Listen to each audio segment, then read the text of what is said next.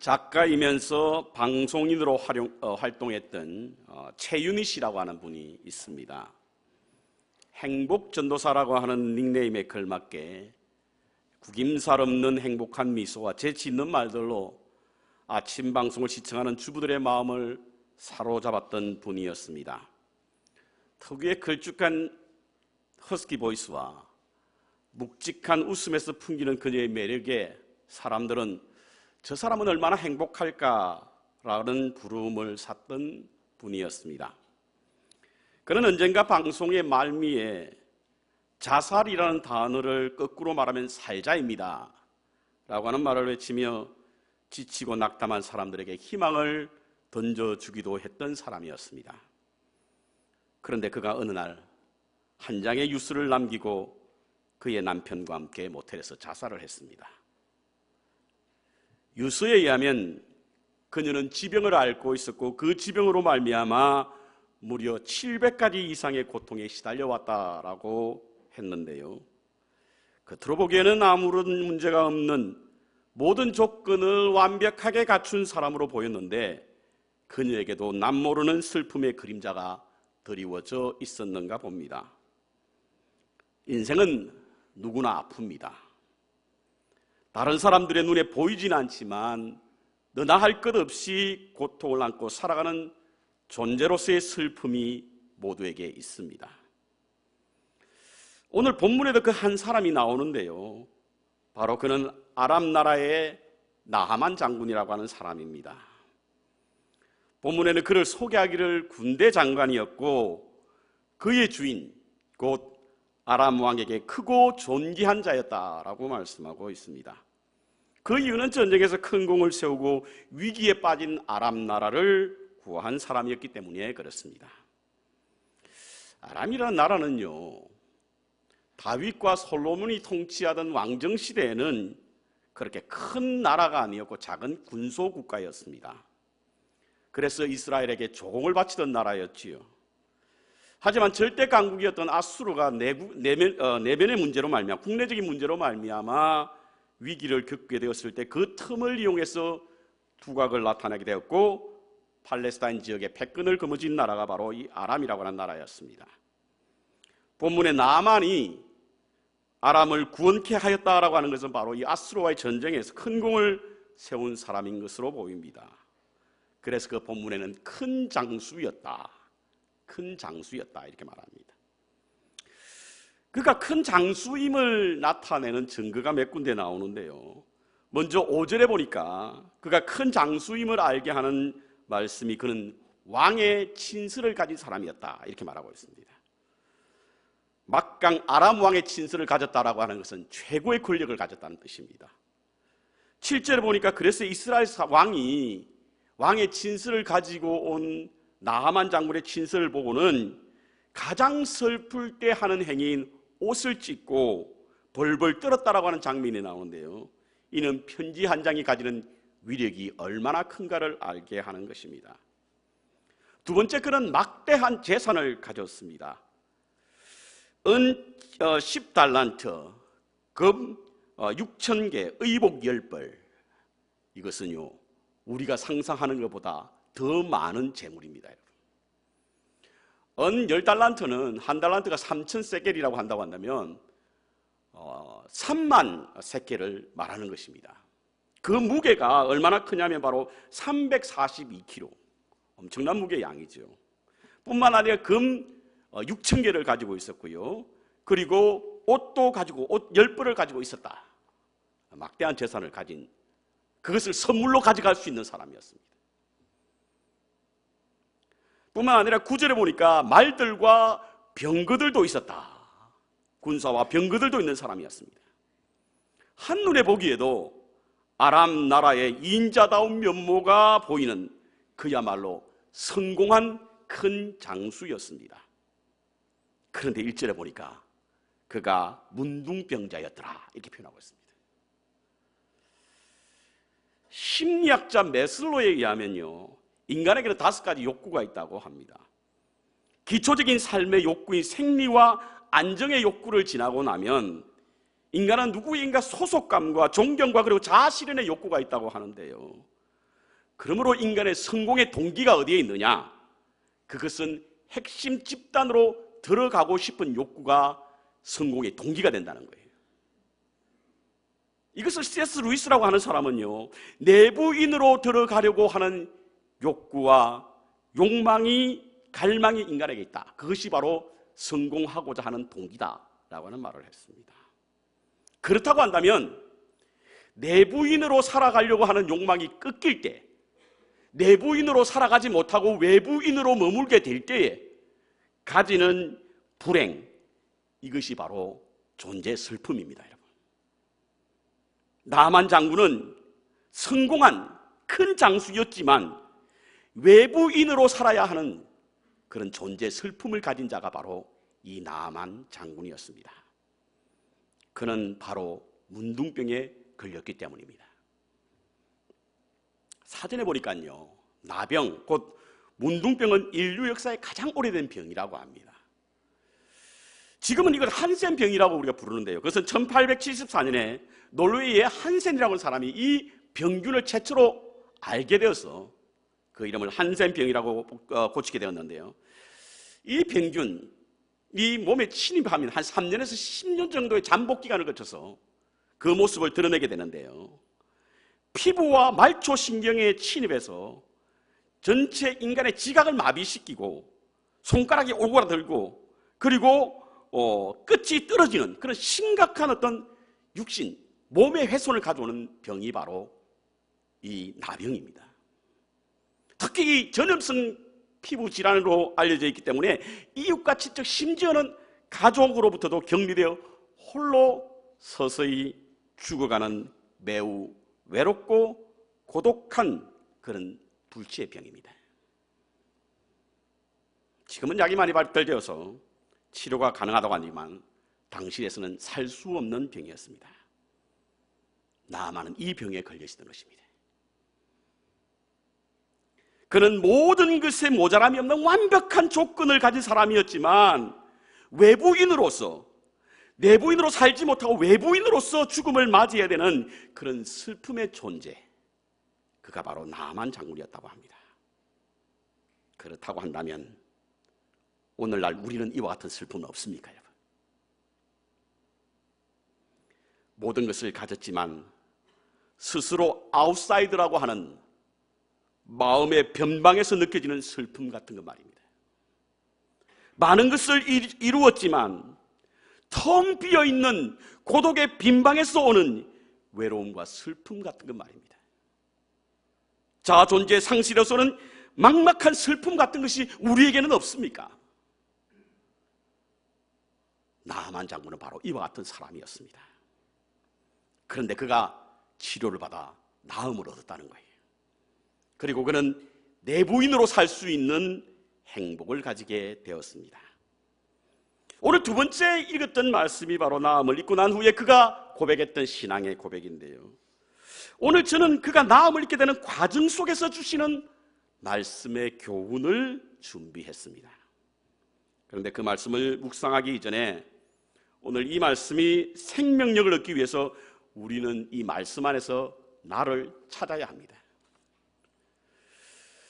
나를 찾기 위해서 우리가 이 말씀 안에 주는 우리의 영적 문둥병이라고 하는 것이 무엇인가? 오늘날 우리는 문둥병 걸리신 분들 아무도 안 계시지요.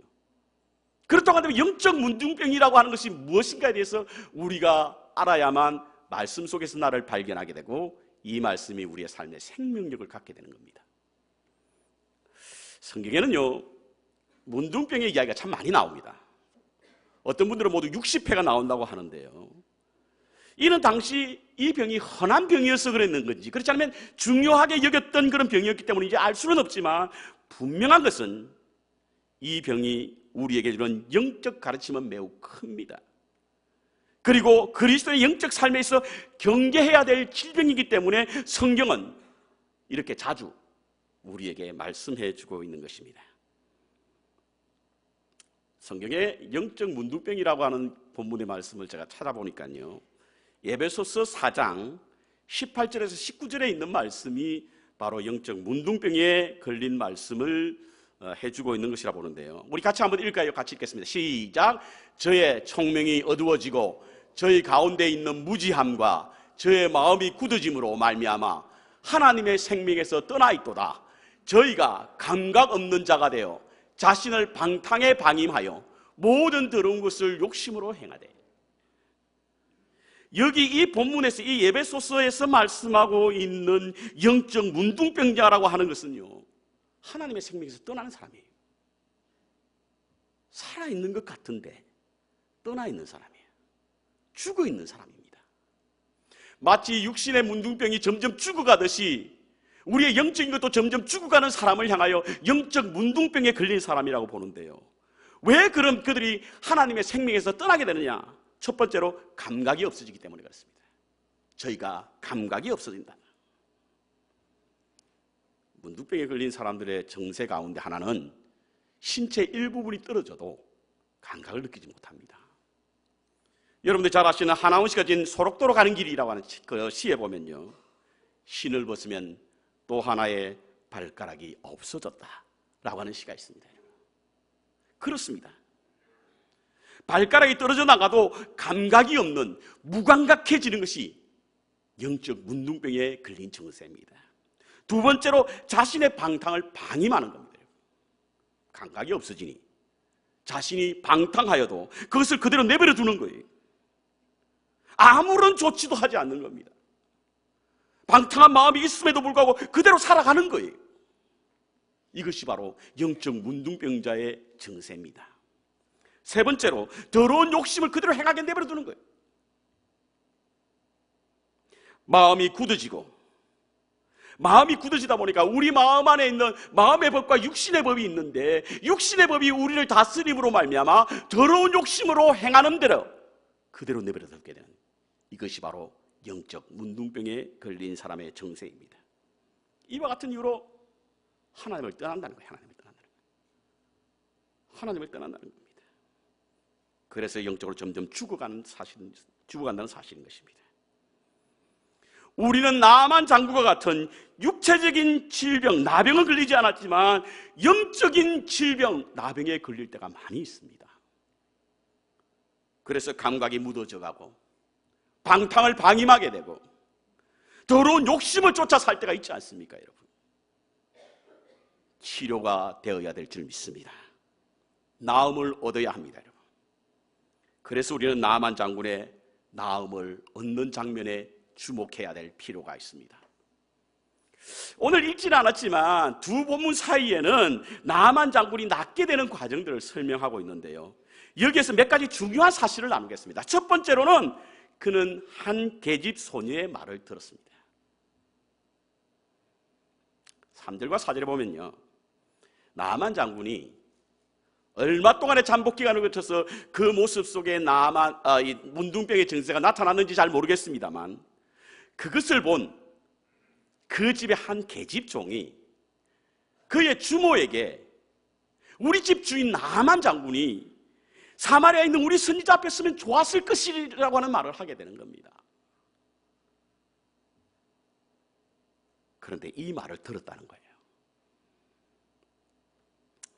불치병에 걸리면요, 많은 사람들이 저마다의 기동량이나 혹은 자신의 실제로 경험한 이야기들로 이것이 좋다, 저것이 좋다, 이렇게 해야 된다, 저렇게 해야 된다라고 하는 이야기를 많이 하죠. 그래서 불치병으로 세상을 떠난 분들의 집을 보면요, 약이 산더미처럼 쌓여 있습니다. 책이 여기저기 막 굴러다닙니다. 정말 지푸라기라도 잡는 그런 절박한 마음 때문에 그를 따르게 됩니다. 그렇지만 모든 사람들이 말을 따르는 건 아니에요. 제법 권위가 있어 보이고 신뢰감을 줄 수 있는 사람들, 이런 사람들의 말을 듣게 되는 거지 않습니까? 당시로서는 마법사라든지 혹은 자기를 치유할 수 있는 신적 능력을 가진 사람, 이런 사람의 이야기를 듣게 되어 있는 것입니다. 그런데 오늘 본문에는 계집종의 말을 들었다는 거예요. 계집종이라고 하는 말의 의미는 천박하다는 여인의 뜻을 의미하는 말씀입니다. 절대 서열을 중요시기는 막강 아람 군대 장관이었던, 그래서 아람 나라의 제2순위에 들어가는 제2인자였던 그가 한낱 자신의 주모가 거느리는 패전국의 전리품으로 끌려왔던 한 계집종의 말을 듣고 그 말을 왕에게 전달했다는 것이 참 놀랍습니다, 여러분.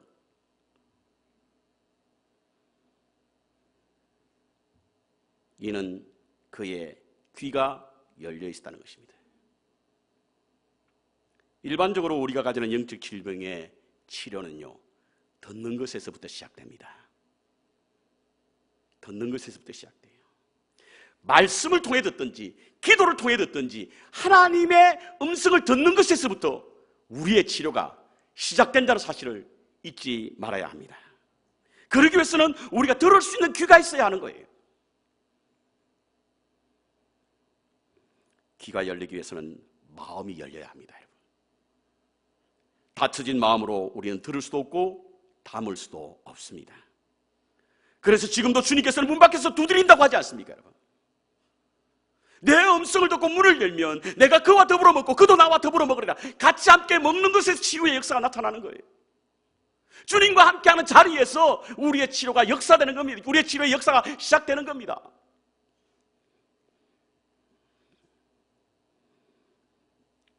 솔로몬은요, 1000번의 제사를 드린 후에 하나님께서 나타나셔서 그럼 내 소원이 뭐냐? 무엇을 들어주기를 원하냐? 그때 솔로몬은 자기의 장수도 구하지 않았습니다. 자기의 복도 구하지 않았어요. 원수의 생명도 구하지 않았습니다. 그가 구했던 것은 바로 듣는 마음을 주옵소서. 하나님으로부터 음성도 듣고 사람으로부터 그들의 간청도 듣고 들을 수 있는 마음이 필요하다는 거예요. 우리가 아직까지도 영적 문둥병에 시달리고 있다고 한다면, 그래서 우리가 행하는 일에 영적인 감각이 무뎌져 있다고 한다면, 방탕한 것에 우리가 방임하고 있다고 한다면, 더러운 욕심에 사로잡혀 있다고 한다면 주님의 음성을 듣는 귀가 열려야 될 줄 믿습니다, 여러분. 그때 우리는 치유의 역사가 나타나는 것입니다. 두 번째로 요단강에 들어갑니다. 물에 그 몸을 담그게 됩니다. 나만 장군이 엘리사를 찾아왔을 때 나만 장군이 가졌던 기대가 있었어요. 아마 자기가 찾아오게 되면 엘리사라고 하는 선지자가, 그 종이 소개해줬던 선지자가 자기에게 나와서 선대하며 맞이할 줄로 알았습니다. 그리고 엘리사가 섬기는 여호와 하나님 앞에 자신을 위하여 제사를 드리고 자기의 환부의 손을 얹어 축복해 줌으로 말미암아 낫게 해줄 줄 알았습니다. 일반적으로 그렇게 하지 않습니까, 여러분? 그리고 그는 그럴 만한 충분한 자격과 조건을 갖춘 사람이었다고 스스로 생각했습니다. 하지만 10절에 보니까 엘리사가 얼굴도 내밀지 않은 채 요단강물에 몸을 씻으라라고 말합니다. 매우 자존심이 상하는 일이었습니다. 그래서 11절에 나만 장군은 노하여 물러갔다라고 성경을 기록하고 있는데요, 나만 장군의 주장과 행동에 다소 일리가 있어 보입니다. 그의 말과 같이 물에 들어가 씻을 것 같으면 굳이 이 땅에 오지 않아도 된다는 거예요. 왜냐하면 다메섹에는 아마나와 바르발이라고 하는 강이 있었던 거거든요. 특별히 요단강이 그 강보다 깨끗했던 것은 아닙니다, 여러분. 아마 성지순례를 가보셨던 분들은 아시겠지만 요단강이 시작되는 제상 위에 올라가도 그 물이 깨끗하지 않습니다. 그래서 먹을 수가 없어요. 그럼에도 불구하고 엘리사는 그 물에 몸을 담그라라고 하는 말을 합니다. 몸을 씻으라고 말합니다. 성경에는요, 다른 질병은 의학적 표현으로 나음을 얻었다 이렇게 표현하고 있지만 유독 문둥병에는 의학적 표현이 아니라 종교적 표현으로 씻음을 받았다 이렇게 표현하고 있습니다. 이것은 당시에 문둥병이라고 하는 것은 인간의 죄로 말미암아 그 몸이 더러워져서 생긴 질병이라고 하는 믿음이 있었기 때문에 그렇습니다. 그래서 엘리사가 나아만 장군을 향하여 요단강물에 가서 몸을 씻으라고 말한 것입니다. 그럼 왜 씻으라고 했을까? 요단강물에 씻으라고만 했을까? 첫 번째로 씻기 위해서는 벗어야 하기 때문에 그렇습니다. 강물에 옷을 입은 채로 들어가는 분은 안 계시겠지요. 씻기 위해서는 벗어야 하지 않습니까, 여러분? 옷은 무엇을 의미합니까? 신분을 의미하는 겁니다. 나음을 얻기를 원하느냐? 신분을 벗으라고 하는 거예요. 영적인 질병을 치유받지 못하는 것은 어디에 있습니까? 나의 신분을 고집하고 있기 때문에.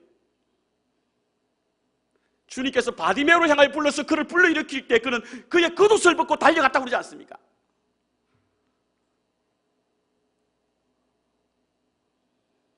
아직도 세상에서든 자기의 신분을 벗지 못하고 영적 문둥병에 시달리고 있다고 한다면 벗는 결단이 있어야 될 줄 믿습니다. 목사님, 품위가 있지 어떻게 벗습니까? 주님 앞에서 품위를 말씀하지 마시기 바랍니다. 주님 앞에.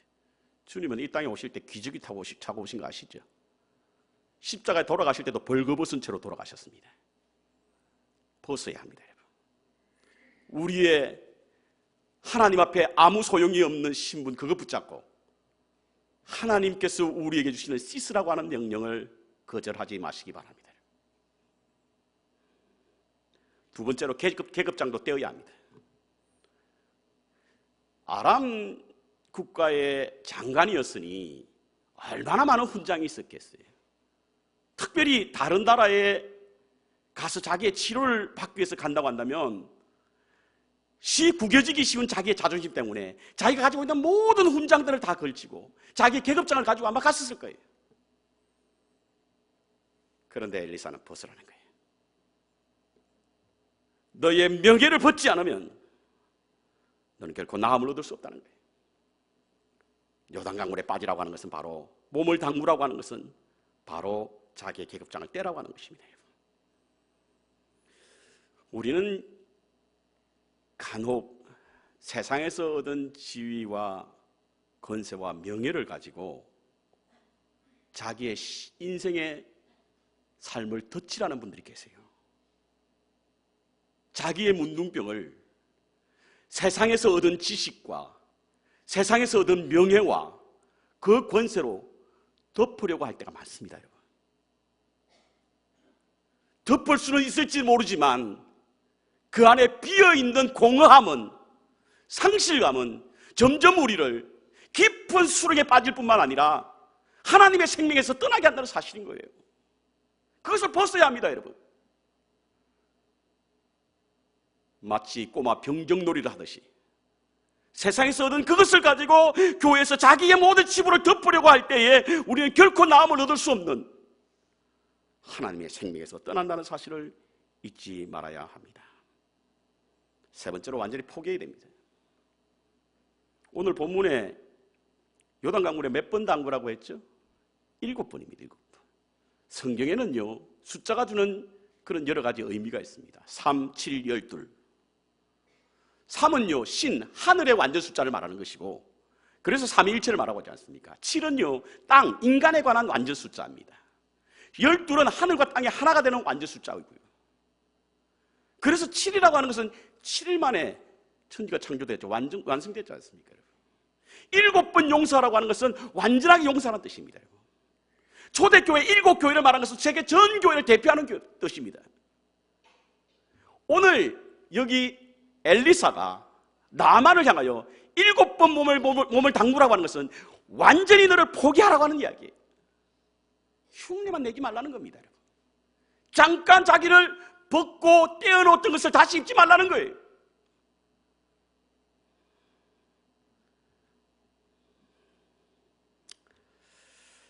엘리사가 요단강물에 들어가라고 한 것은요, 요단강물 자체가 주는 신비 때문에 그렇지 않습니다. 포기해야 됩니다. 내려놓아야 합니다. 벗어야만 우리의 영적 문둥병에서 나음을 얻을 수 있는 줄 믿습니다. 세 번째로 은혜의 발견입니다. 은혜의 발견.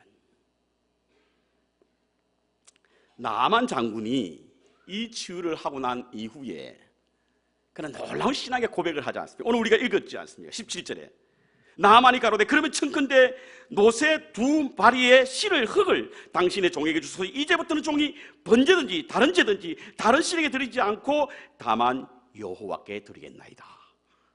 이 같은 고백을 하게 된 것은요, 그가 나음을 얻은 것이 하나님의 은혜로 말미암아 이루어졌다는 사실을 알게 된 이후에 그의 신앙의 고백입니다. 왜냐하면 여러분, 나아만 장군이 나음을 얻을 때 엘리사는 아무것도 하지 않았습니다. 엘리사는 아무것도 받지 않았습니다. 엘리사가 나아만에게 했던 이야기가 뭡니까, 여러분? 요단강물에 들어가 몸을 씻으라는 거예요. 그가 한 행동이 뭡니까? 아무것도 없는 거예요. 오히려 그것이 나아만 장군에게 자신의 불만이 될 수 있습니다. 와서 뭔가 머리에 안수라도 해주고 기름이라도 부음을 받아야지 나을 줄만 알았던 거예요. 왜? 엘리사는 그런 능력이 있었기 때문입니다. 근데 엘리사는 아무것도 하지 않았어요. 뿐만 아니라 그는 나음을 얻게 되면 낫게 해주신 분에게 드릴 선물, 예물을 많이 준비했습니다. 그걸 드리려고 했죠. 엘리사는 받지 않았습니다. 그는 나하만을 낳는 일에 아무것도 하지 않았고 아무것도 받지 않았습니다. 왜? 그가 나음을 입었던 것은 바로 하나님의 은혜 때문에 그랬습니다. 하나님의 은혜 때문이에요. 만약 자기가 손에 먼지라도 이렇게 얹었다고 한다면 엘리사가 낫게 해주실 거다 생각했을 겁니다. 그리고 그 예물을 받았다고 한다면 엘리사의 공으로 말미암아, 엘리사의 공로로 말미암아 자기가 나음을 얻게 되었다라고 하는 생각이 있을 겁니다. 그러기에 그는 아무것도 하지 않았고 아무것도 받지 않은 거예요. 우리는요, 특별히 이 나아만 장군은 자신이 믿어왔던 신은 어떤 신이었냐면, 신에게 자기의 재물을 드리게 되면 신은 그 재물을 받고는 자기에게 낫게 하실 것이라고 하는 그런 믿음을 가졌던 거예요. 하나님은 그렇지 않다는 거예요. 이것이 매우 중요한 의미를 가져다 줍니다. 왜냐하면 그는 하나님의 은혜를 발견하고 난 이후에 그가 그동안 살아왔던 모든 가정들이 다 하나님의 은혜인 줄 아는 거예요. 그가 아람 군대의 장관이 되고 아람 나라의 제서열의 이위가 되었던 것이 그동안 자신의 능력과 자신의 재주와 자신의 탁월한 어떤 그런 능력이 있었기 때문인 줄 알았는데 보니까 그게 하나님의 은혜였던 거예요. 그러니 이제부터는 오직 여호와만이 내가 번제를 드리는 하나님이라고 고백했게 되었던 것입니다. 사랑하는 성도 여러분, 오늘날 우리가 이렇게 된 것이 여러분의 능력이라고 생각하지 마시기 바랍니다. 하나님의 은혜였습니다. 여러분. 만약 우리가 이 땅에 태어나지 아니하고 여러분 헤이티 같은 땅에 태어났다고 한다면 그 기회마저도 없을 거 아니겠습니까? 여러분. 우리와 같이 똑같은 노력하지만 아직까지도 우리와 같은 삶을 살지 못하는 사람들이 얼마나 많습니까? 이게 하나님의 은혜 아니에요? 나아만 장군은 그의 삶을 송두리째 바꿔놨던 것은 단지 그가 문둥병에 나은 것이 아니라 나은 것이 하나님의 은혜임을 깨달았기 때문인 겁니다. 그래서 그는 하나님을 주인으로 모시겠다라고 하는 믿음의 고백을 오늘 본문을 통해서 하고 있는 겁니다. 라크 목사님이 쓴 세상을 흔들어라는 책이 있습니다. 그 책에 보면 세상을 이기기 위해서는 주어가 바뀌어야 된다 이런 말을 했습니다. 여러분, 우리 인생의 주어는 누굽니까? 나는 아닙니까? 주어가 주님이 되시길 바랍니다. 여러분. 주님이 주인이 돼요. 그러면 우리 인생이 달라진다는 사실인 것입니다. 나아만은 자신이 주인처럼 여겨왔던 신분과 명예 그리고 부를 하나님께서 주신 하나님으로 바꾸었습니다. 그래서 그는 나음을 얻고 난 후에 여호와만을 섬기겠노라고 고백하게 되었던 것입니다. 우리는 하나님을 통제할 수 없습니다. 그러므로 복과 구원을 얻어내는 그런 성취를 할 수가 없는 것입니다. 전적인 하나님의 은혜, 전적인 하나님의 은혜. 그렇다고 한다면 오늘날 우리가 누리는 모든 행복과 기쁨은 우리의 능력이 아니라 하나님의 은혜인 줄 믿습니다. 행복과 슬픔은요, 조건에서 오는 것이 아니라 존재에서 옵니다. 자신이 가지고 누리는 어떤 조건도 존재가 가져다주는 기쁨과 슬픔을 대신할 수는 없습니다. 존재로서의 행복은 주님과의 관계에서 이루어집니다.